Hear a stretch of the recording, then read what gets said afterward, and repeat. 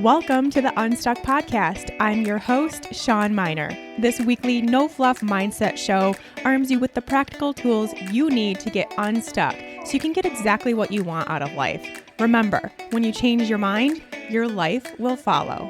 Let's get into today's episode.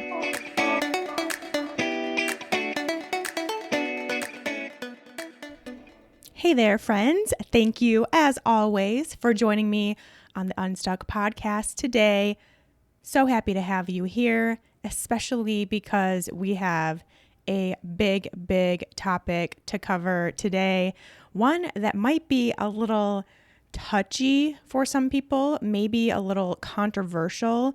There may even be some backlash involved, but that's okay because I really need to talk about this here. I want to be open about this thing that some of us have gotten ourselves into, and it's something that has been on my mind for a while now, and I guess now I'm starting to feel like it's time to start talking about it more and start getting real about it more so that we can actually make some changes as a community and support each other in that process.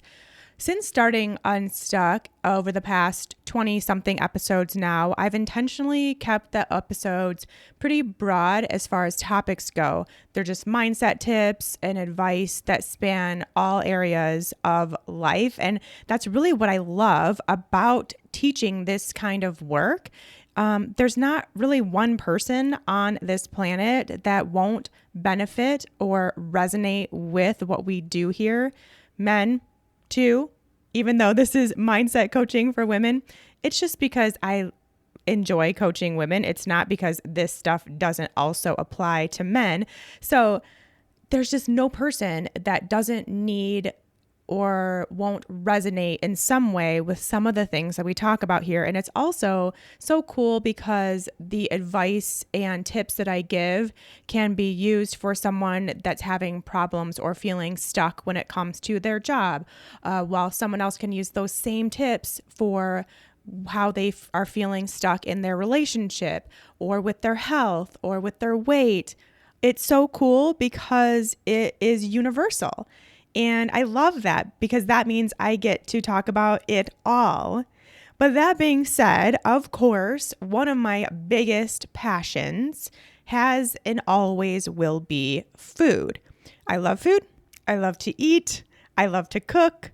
And I love to teach about food. I am a nutritionist. After all, I went to training to be able to speak about food and, more importantly, food as medicine. But even before then, I've been kind of caring about food for a long time, and we'll kind of get into that a little bit today. But I really love talking about food and teaching about food, and more importantly, today about diet and dieting behaviors. And that's what we're going to talk a little bit about today, and more specifically, quote unquote, eating healthy, which on the surface seems like a pretty boring topic, but I promise what we're going to get in today is not boring, not simple, none of the above. This is real stuff, and I'm excited to get into it today with you all. First, before we do that, I have an announcement, which is that this is a very important big announcement, people. Are you ready? February's Empower Intensive live coaching call is going to be free. That's right. It is such an important topic. I'm so pumped up for it. I want you all to be there. I don't want there to be any barrier to entry. I don't want you to hem and haw on if you should pay the $29 or not. So I'm just going to take that away, and I want you to sign up, and I want you to be there, and I want to spend 90 minutes with you, coaching you, and then getting your questions, answering your questions, getting into it, and just interacting. I want that. I want you all there. And because, like I mentioned, the topic is big, it kind of spins off what we're chatting about today. It's about finding food and body freedom. You can have both. You want both. It is good for your health. It is good for your mindset. It is good for your longevity. It's good. We want and need that in our lives. Food and body freedom, so you can stop obsessing and start actually living. All right, so that is available for you to register. Again, totally free. You just have to be there. And even if you find out that you can't be there, you will get a replay as long as you register. You will be emailed a replay a few hours after the coaching call ends live, and you can join in when it works best on your schedule. But of course, if you have the ability, be there live, because then we can kind of communicate back and forth. I can get your interaction. I can answer your questions. It's cool. It's really, really fun, and totally 100% show up in your sweatpants. Get a glass of wine if you want, have a snack, get some chocolate available for you, have some pen and paper ready. Actually, don't worry about the paper, because I'll provide a little worksheet for you to kind of fill in the blank based on what we chat about. So don't worry about that, but at least have a pen and be as comfortable and cozy as you possibly can for our time together, which I guess I should tell you when this will be. It's going to be February 13th, which is a Thursday, the day before Valentine's Day, which is going to be very appropriate, as you'll find out once we get into the coaching. 5 p.m. Mountain Time, which makes that, 7 p.m. Eastern Time, 6 p.m. Central Time, 4 p.m. Pacific Time, and then if you're in other parts of the country, you can just do that math. It's very easy. Even log into Google if you need to see what time that converts to wherever you live. But I can't wait to be with you all live. It's going to be a blast. Make sure you head over to SeanMiner.com/empower to register for that today. And of course, there's always, with any live events, there's only a certain number of people I can take that the system will allow that I use. So if you're going to be there, make sure you sign up ASAP and plan to attend. All right, that's all I need to say about that. Let's get to this healthy eating conversation we're going to have. So you're probably like, cool, Sean, we know we need to eat healthy. We're good. We got it. You don't need to be telling us this again. And especially with this group, I can tell you guys are already so awesomely healthy. You are doing the right things. You're going after it. You are really deeply desiring health. And what's cool is that you know how much your mindset impacts that, which is why you're here. Thank goodness. But I do want to make sure that we are still all in the right place as far as our food habits when it comes to them being healthy and not unhealthy. Yes, you heard me right. Eating healthy can become unhealthy, believe it or not. I cannot even begin to tell you how often I see this happening. When I was in the keto space, kind of deep within that keto space over the last 3.5 years, I saw this multiple times per day with people I didn't even know, sending me messages and asking me questions, and being so incredibly obsessed with being healthy that it was so far from healthy. And this is where I really found my voice in this space. And it came from, of course, seeing it and wanting more for you, but then also being very much able to relate to it, because I have been there too. And we'll get into my story in a little bit. But what really makes your desire to eat healthy become unhealthy? Well, obviously, it's when it becomes an obsession. It becomes super restrictive. It becomes controlling. It really takes over you and your thoughts and emotions and your life.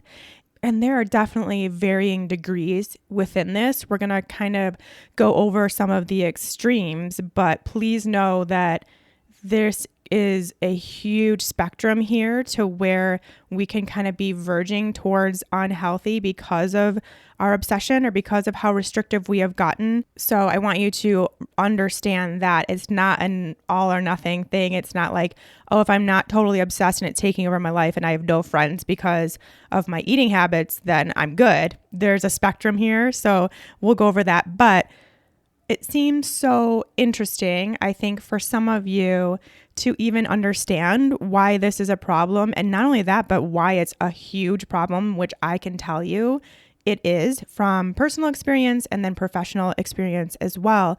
It seems so impossible because there are also so many people who don't even know what it means to eat healthy, who are going through the drive-through for every single meal. And really, some of them don't even care to change their eating habits to feel better. They don't even care or know that food can be used as medicine and it really can help you get to a healthier place with your body.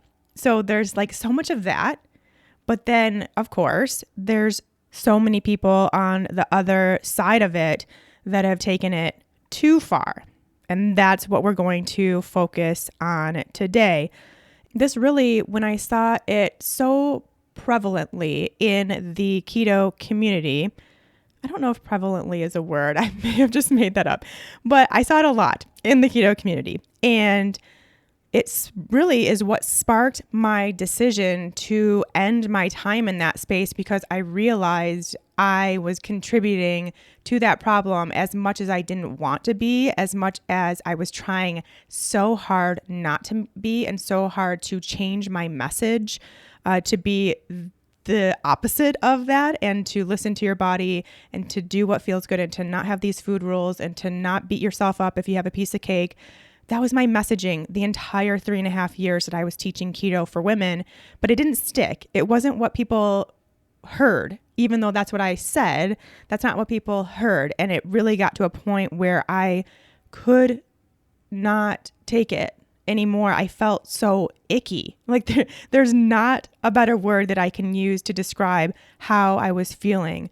I could not answer one more question about what someone should do because they're craving fruit and they know they can't have it, or me intentionally not posting a picture of my dinner because it had sweet potatoes on the plate, or putting the sweet potatoes on a separate plate so that I could post a picture of my low carb, in air quotes, dinner, so I wouldn't have the backlash. I didn't want the backlash. I didn't want people asking, oh, you eat sweet potatoes, or are sweet potatoes keto? I got it all. And it felt terrible to me, and it felt foreign, and it felt somewhere I didn't want to be anymore. And I didn't want to put my face on that kind of mindset. So, of course, I got out, which is why I'm here with you now on the Unstuck podcast today and have the Unstuck project going for you all, because I got out and made it my commitment to bring awareness to this and to help put an end to this kind of mindset, which is part of the process of the Unstuck Project and what we do, just even the general stuff that we go over here on the Unstuck podcast and the tips that I give you around your mindset. This can actually work towards your mindset about food and a mindset about health. And that's the whole basis of the Unstuck Project. And yes, of course, working your way out of this behavior around food, and more specifically around your healthy eating habits, comes down to your mindset. Of course, that's why we're talking about it here. It comes down to your mindset, your thoughts, emotions, beliefs, actions. All of that is what will either make it unhealthy for you in a more obsessive, controlling, restricting pattern, or will get you out of that approach and give you the tools to find more flexibility and balance and peace and ease around food. So, of course, it's a mindset thing. It's not a food thing. It's not a diet thing. It's a mindset thing.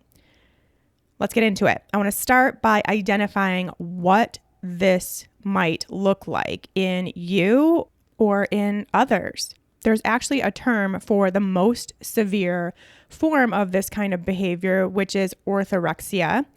It is defined as an obsession with healthy eating. And while it's not yet considered an official eating disorder like anorexia, bulimia, or binge eating disorder, There is a lot of research going on right now around this behavior to determine its official symptoms. And I wouldn't be surprised if it becomes recognized as an eating disorder even within the next few years, especially as the trends in dieting continue, as they have been over the past, 5-6 years, trending more towards health and wellness versus dieting for weight loss. And we'll get into that. But first, let me go over the signs and symptoms of orthorexia. Compulsive checking of ingredient lists and nutrition labels, an increase in concern about the health of ingredients, cutting out an increasing number of food groups, as in all sugar, all carbs, all dairy, all meat, all animal products, an inability to eat anything but a narrow group of foods that are deemed quote-unquote healthy or quote-unquote pure, unusual interest in the health of what others are eating, spending hours per day thinking about what food might be served at an upcoming event, showing high levels of distress when quote unquote safe or quote unquote healthy foods aren't available, obsessive following of food and healthy lifestyle, again, quotes, blogs on Twitter and Instagram. Body image concerns may or may not be present. Okay, that's a pretty long list, a pretty specific list. And I want to make clear that this is the extreme version. If you are someone that can relate to all of those, it might be something to look into for you and speak with a professional. Even an eating disorder therapist or consultant can help you potentially determine that for yourself. But I want to make sure you understand that, yes, I've seen a lot of people here for sure, but it doesn't have to be that extreme to still be a problem and still be negatively impacting you, your body, and your health. So even just presenting some of those signs and symptoms, if you feel like you can relate or connect to some of those things I just mentioned, it still is causing you more harm than good in your body, even without you realizing it, of course. And even though you are truly doing it from a place of wanting to be healthy, wanting the best for your body, wanting to make the right choice, it's just gotten a little too obsessive, a little too negative, a little too controlled and restrictive. And now it's actually doing you more harm than good. And I can tell you in my nutrition practice, working with women one-on-one, but then also seeing women in a group format too, I can tell you it's the majority of women, at least, of course, in the nutrition space, that are dealing with at least 3 to 4 of these symptoms or signs, if you will, which is why I've taken it upon myself to see if I can bring awareness to this and see if we can start making some shifts and doing things a little differently to feel a little bit more freedom and peace and comfort with our food. And I can also tell you that I have absolutely, totally been there. When I transitioned to eating paleo, gosh, it's probably been almost 7 years now, in an effort to put my autoimmune disease into remission. And then I moved into a more restrictive version of paleo, which is known as AIP, or autoimmune paleo, to accelerate the process. I probably could check almost all of these boxes. I was very close, if not totally there, to the point of full-blown orthorexia. I was awful. Thinking back on that time of my life now, and at the time it was about 9 months straight that I was AIP, trying to get my autoimmune disease in remission, trying to get off medications, not being totally successful, which I think 100% was because of the stress that I felt eating as restricted as I was. It made me worse, not better, to be so restricted with my food, because I was so stressed about what I could and couldn't eat and finding things I could and couldn't eat. I couldn't go out to eat because you couldn't even eat pepper, There are very few dishes in this world at restaurants that don't include pepper or tomatoes or nuts. It was almost impossible to eat out, so I couldn't do that. I felt obsession around trying to figure it out. I mean, everything I did was focused on what my next meal would be, how I could try to make it somewhat enjoyable, what I could and couldn't eat. And I had so much fear around if I did eat nuts or if I did have pepper or a tomato, if I was going to cause more symptoms, if I was going to make my autoimmune disease flare up again. I was scared to eat outside of this tiny bubble that I had created for myself, and just started isolating myself from my social circle. I couldn't go out to eat with them. I couldn't drink alcohol or have a drink with them.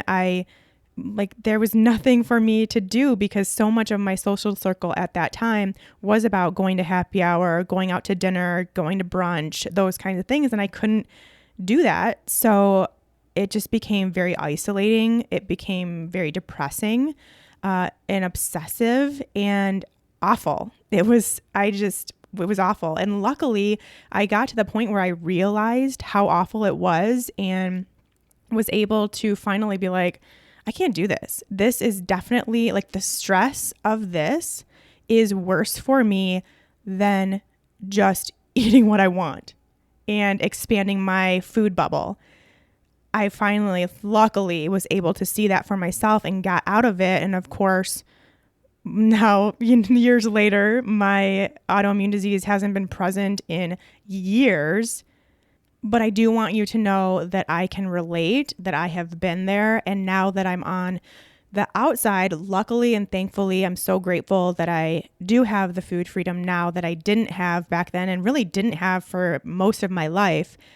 I can see it affecting others very clearly, very quickly, and it breaks my heart. Now, I do want to break in with just one caveat, which is that I totally understand the need for medical reasons to eat in a certain way, to have to eliminate some foods. You have allergies or you have flare-ups when you do eat certain foods, and you know this about yourself. So that's the big difference here. This is not talking about that. I don't eat gluten because I know what it does to my body and I don't feel good. So I know that about myself and I choose to stay away from it, and it is very easy for me to do, and I have absolutely no negative emotion about that. It doesn't make my life any more low vibe. So just know that this does not include that. If you know you have to eat a certain way in order to feel your best, and you know that for yourself, not because you have heard that from someone else who has something similar, or someone's told you, or you read that on a blog post or in a podcast, not that. It's because you know that for you. That's cool. That is not included in this conversation. This is more so looking at that outside influence that's infiltrating our own quote unquote healthy eating and causing a sense of control, fear, need to obsess, need to restrict, that kind of thing. So that's my caveat for today.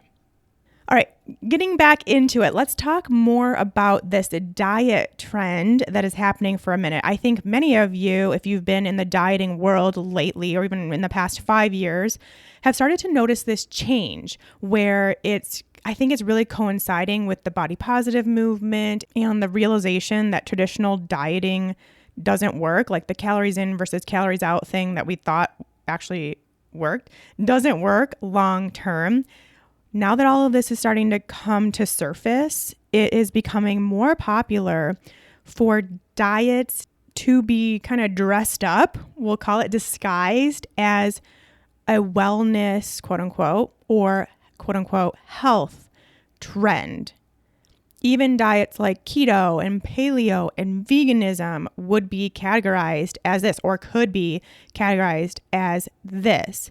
And really, it's any diet that markets itself as being like, if you eat this way, you're going to be healthy. It encourages restriction, whether it's through eliminating food groups or specific foods, or having even just an eating window, like an intermittent fasting type protocol where you're eating for a certain amount of hours per day and then not eating for a certain amount of hours per day, having these rules or these restrictions around your food intake.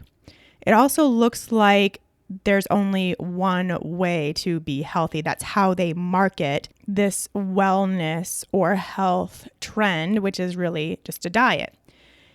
And instead of making foods good or bad, instead of those being the labels, they are labeled as healthy or not healthy, clean or not clean, friendly or not friendly. And if you do it this way, you will be healthy. This will be your ultimate only path to health. It's got to be this way. And so for the people coming out of the diet craze that were deep into the diet culture and part of the diet industry, which is most of us, I think, at least a lot of us here listening to the show, it definitely was me. This is the perfect path to continue to obsess about your food. It now is just like you're coming at it from a place of health. You've decided, okay, I'm going to let my only goal of weight loss go, and I'm instead going to have these health goals as well. And now I'm just going to start obsessing about my food as a way to get healthy. And most likely deep down inside, there's still the belief that food choices will either make you gain or lose weight. So that's contributing to the obsession and restriction. Plus, you still haven't lost that obsessive tendency around food from your past dieting behaviors.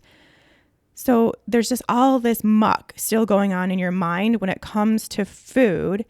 And yet you're pretending like it's gone and you're focused on health now. And the thing that's really scary is that people don't even realize that these are just diets in disguise, and they actually think they're doing the best thing for their health and longevity, when really the obsession and restriction, deprivation, even the stress and those negative emotions around food is way more damaging to their short-term health and their long-term health than having an unhealthy meal, quote unquote, unhealthy meal would ever be. People don't realize that there's these blinders up, and that's what really scares me is we are not aware of what's really going on here. And I do want to break in quickly just for those who have been following me since my Keto for Women teachings.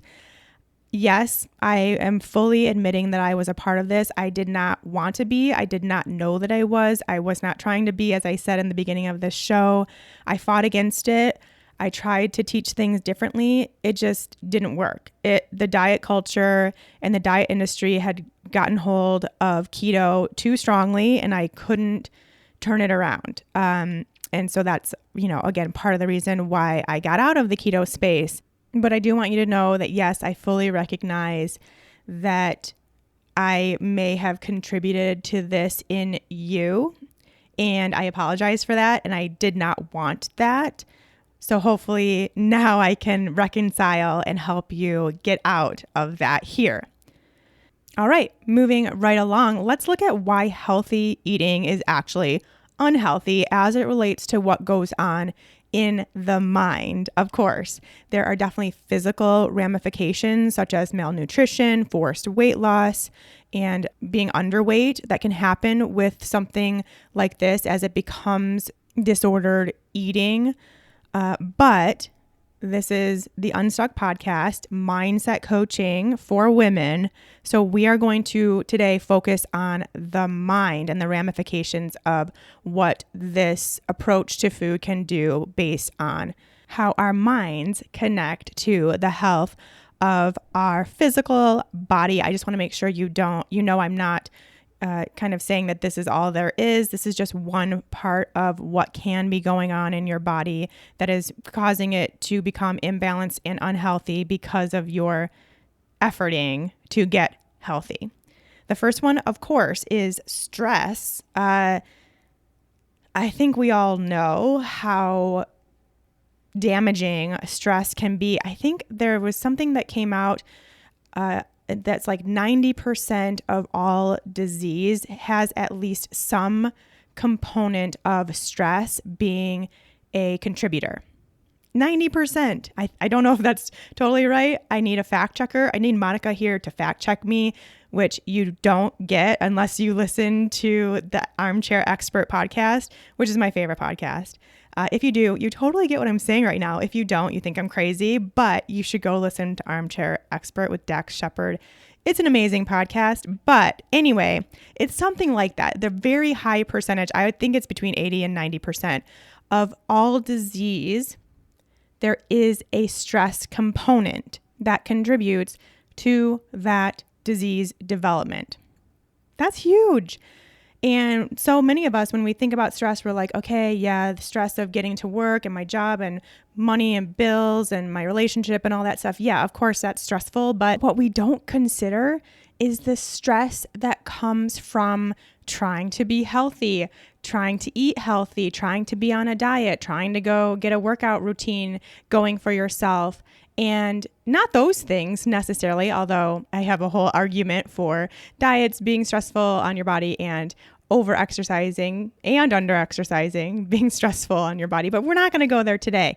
But what I do want to focus on is the emotion that is involved in all of those things. Any negative emotion is stressful on your body and will cause you the physical symptoms associated with stress. So if you feel any sort of confusion, fear, restriction, control, obsession, you can bet that it is causing you stress and manifesting physically in your body. So stress, I think, is the number one reason why getting healthy, trying to be healthy, becomes unhealthy. Number two, your low vibration. Think about all those emotions I just mentioned. Can you say low vibe? Those are all super low vibe emotions. Fear is the lowest vibe emotion you can get. Disappointment is around there. Obsession, confusion, those are all low vibe emotions. Remember, your energy has a direct correlation to your health. Higher vibrational energy can improve your health, while lower vibrational energy can destroy your health, and your emotions contain vibrational energy, higher frequencies for positive emotions, lower frequencies for negative emotions. And that's what is in part contributing to when really strong drive to get healthy has gone too far. Number three, lack of intuitive sense. The best tool we have for our health, our body, our diets, all the things in life is our intuition. And the moment you start labeling food, restricting foods, following a specific plan, even if it's from a place of wanting to be healthy, which I know it is, you cut off that intuitive connection, which means you are no longer doing what's right for you. And that's really the only thing we have to know for sure that what we're doing is the right thing for us. It's because of our intuition, and that's the driving force that will let us know. But you have totally cut that off when your healthy eating has become overboard. Number four, lack of connection and community. This was a big one for me. This really hit me hard, is that social isolation I found myself in when I just got too deep into trying to heal my body with food because I was afraid to eat out at restaurants. I didn't know what I could eat when I was away from home.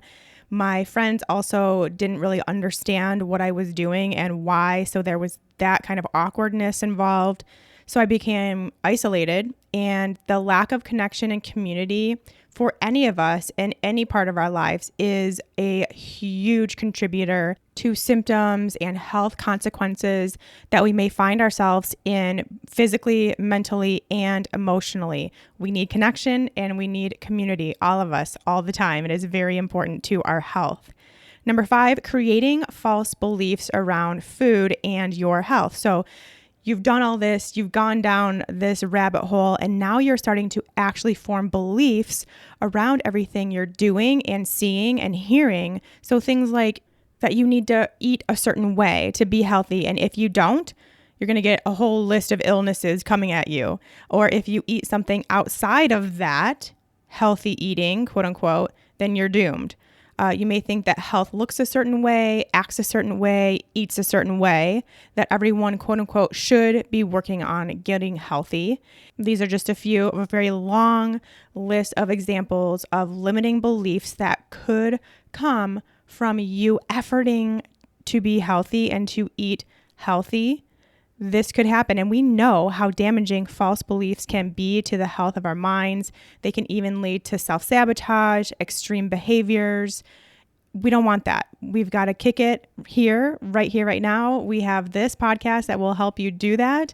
There is an Empower Intensive coaching call that will help you do that, but it is very important that you see those stories for what they are, which is false.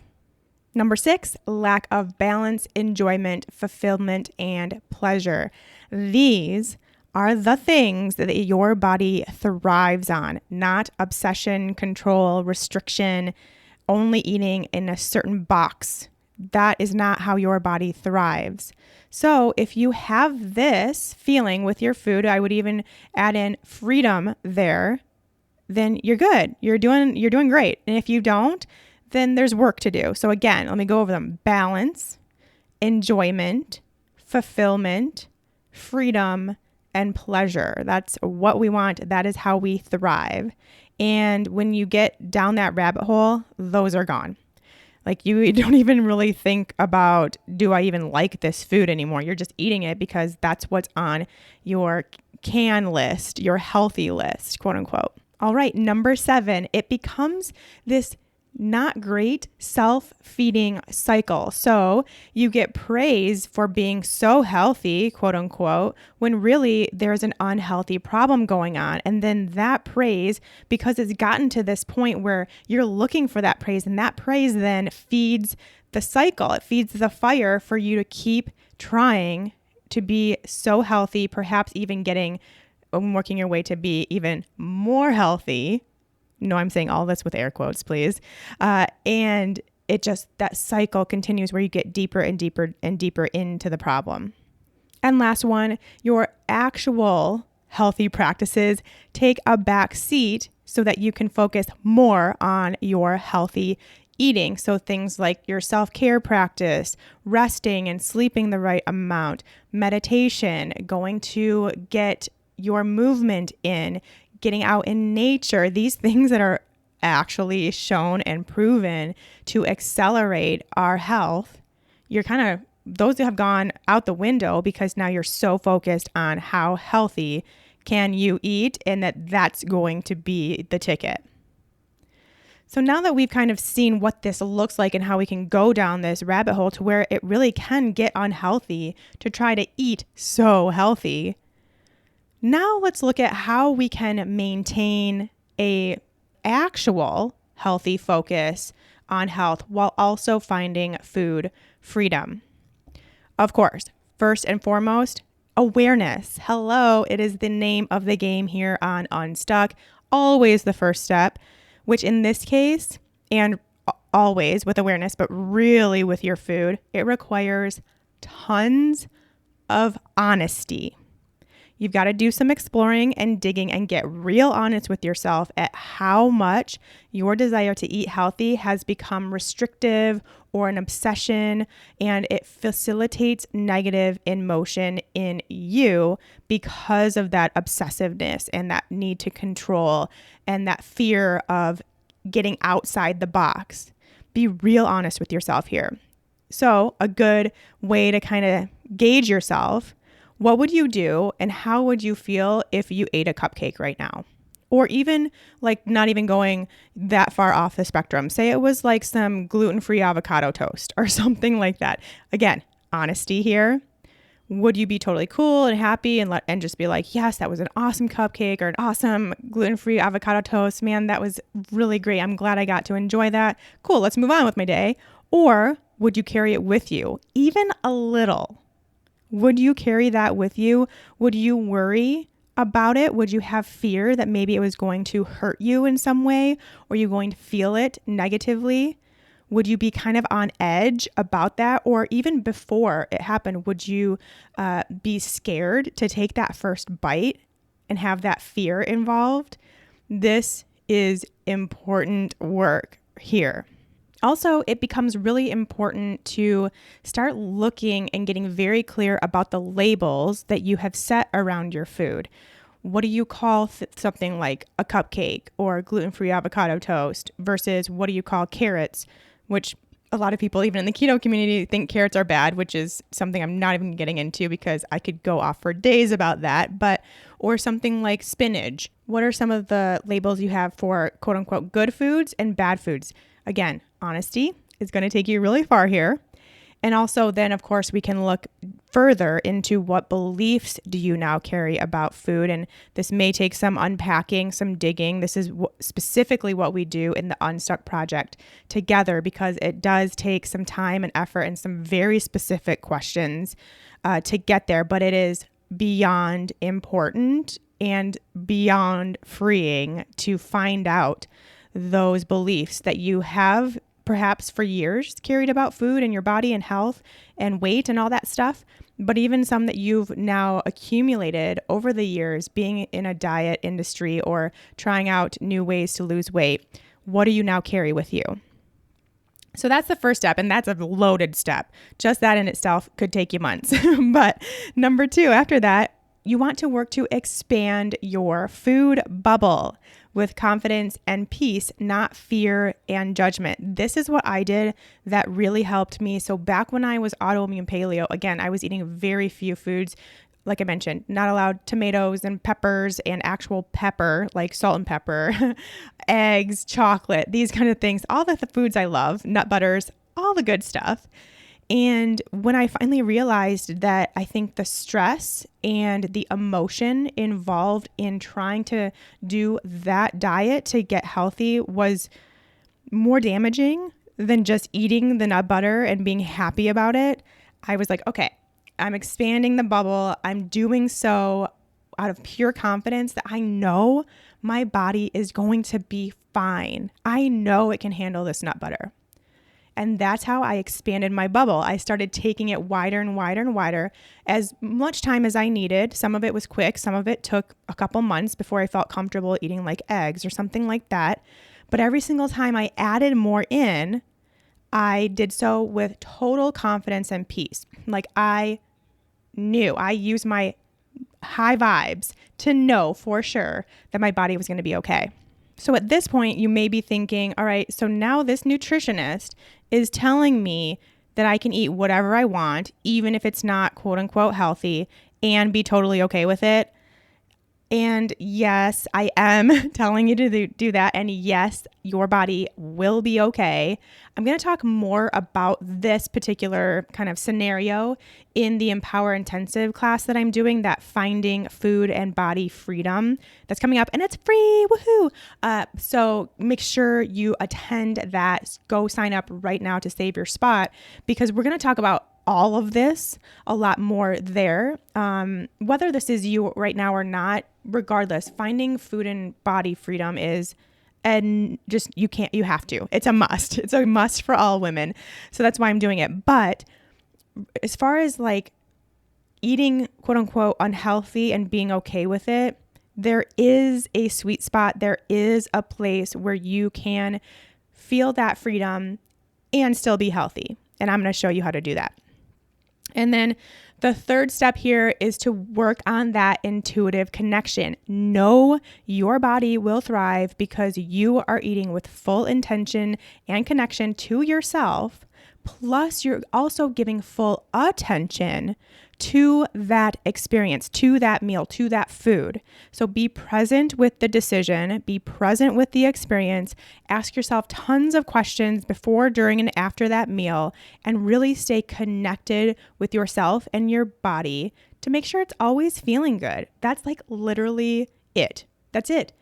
And you have to really work on building that connection with your body, which we've done so here. You can go back to that episode 7 about using your intuition and start working on getting connected there.